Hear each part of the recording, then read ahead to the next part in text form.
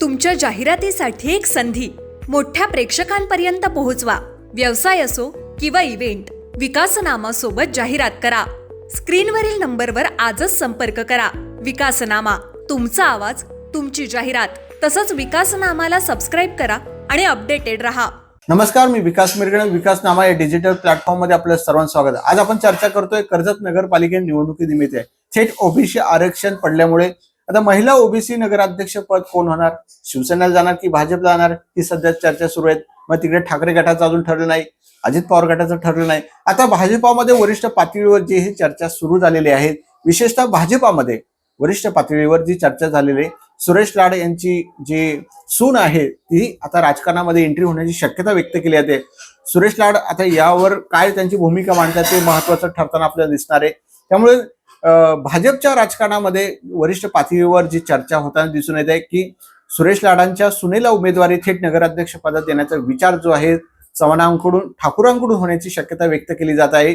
कारण सुरेश लाडांच्या हाती जर नवीन आपल्या कर्जत नगरपालिका निवडणूक दिली तर ते स्वबळावर किंवा युतीच्या माध्यमातून निवडून आणू शकतात. अनेक वर्ष सुरेश लाडांची सत्ता होती आणि कर्जतचं राजकारण त्यांना माहिती आहे. नगरपालिकेतलं राजकारण ते सुद्धा जवळ पाहिले. थेट त्यांच्या काळामध्ये अनेक विविध योजना ज्या आहेत, विकास कामं ते लाडांमुळे झालेले, कर्जत शहरामध्ये रस्ते वगैरे, अशा अनुषंगाने पुन्हा एकदा सुरेश लाडांच्या हातात नगरपालिका द्यावी या दृष्टीने लाडांचं पुनर्वसन जरी भाजपला करता आलं नाही तर नगरपालिकेच्या माध्यमातून आपण करूया, अशी जी भाजपामध्ये वरिष्ठ पातळीवर चर्चा सुरू झाली. ठाकूर असतील, चव्हाण असतील, त्या दृष्टीने आता भाजपकडून जे आहेत सुरेश लाडांचे सून ज्या आहेत त्या डॉक्टर आहेत.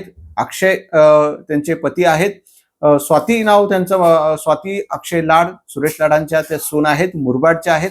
ते ओबीसी प्रमाणपत्र तिकडचे आहेत, मुरबाडचे. त्यामुळे त्या ओबीसी असल्यामुळे सुरेश लाडांना हा एक फायदा होऊ शकतो. मात्र जर सुरेश लाड किती त्या भूमिकेवर सहमत असू शकतात, कारण ऑलरेडी प्रत्यक्ष लाडांचा पराभव झाल्यानंतर परत सुनेला आपल्या राजकारणात उतरायचं का, त्यामुळे सुरेश लाड किती ऍक्सेप्ट करतील किंवा ते परत एक तयार होतील का, हा एक महत्वाचा मुद्दा आहे.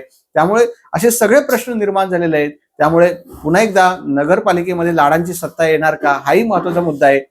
त्यामुळे ऑलरेडी आधी ज्या वेळेला सुवर्णा जोशी, त्याच्या आधी लाडांची सत्ता होती. लाडांच्या घरामध्ये अनेक जे आहेत ते लोक होते नगरपालिकेमध्ये.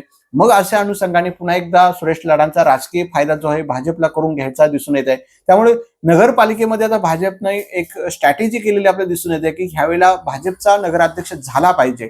गेल्या वेळेस चव्हाणांमुळे झालेला आहे. आता जो आहे तोच पुन्हा एकदा नगरपालिकेत सत्ता भाजपाची यावी. स्थानिक संख्याबळ भाजपचं 4 आहे, नगरसेवक भाजपचे 4 आहेत.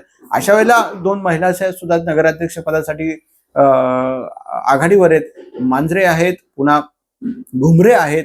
मग आता ओबीसी महिलांमध्ये तिसरी जी आहे सुरेश लाडांची सून जी आहे कर्जतच्या राजकारणामध्ये एंट्री होण्याची शक्यता व्यक्त केली जाते वरिष्ठ पातळीवर. मात्र सुरेश लाडांची भूमिका काय असेल हे पाहणं खूप महत्वाचं ठरणार आहे. त्यामुळे कर्जतच्या राजकारणामध्ये ज्या आहेत डॉक्टर आहेत, त्या उच्च शिक्षित आहेत, प्रॅक्टिस करतायत.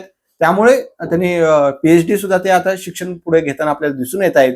मूळ मुद्दा असा आहे की एक सुशिक्षित चेहरा जो आहे तो आपल्याला कर्जतच्या राजकारणामध्ये महिला म्हणून एक पाहायला दिसेल. आणि शांत आणि संयमी असलेल्या ज्योती ज्या आहेत स्वाती, यांचा चेहरा कर्जतच्या राजकारणामध्ये आता कर्जतकर किती ऍक्सेप्ट करतात हे पाहणं खूप महत्वाचं ठरणार आहे.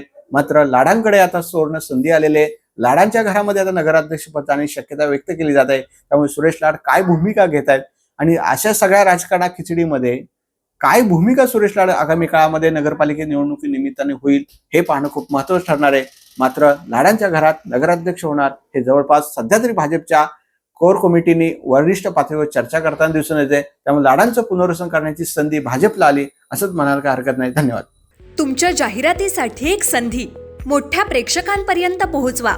व्यवसाय असो किंवा इव्हेंट, विकासनामा सोबत जाहिरात करा. स्क्रीनवरील नंबरवर आजच संपर्क करा. विकासनामा, तुमचा आवाज, तुमची जाहिरात.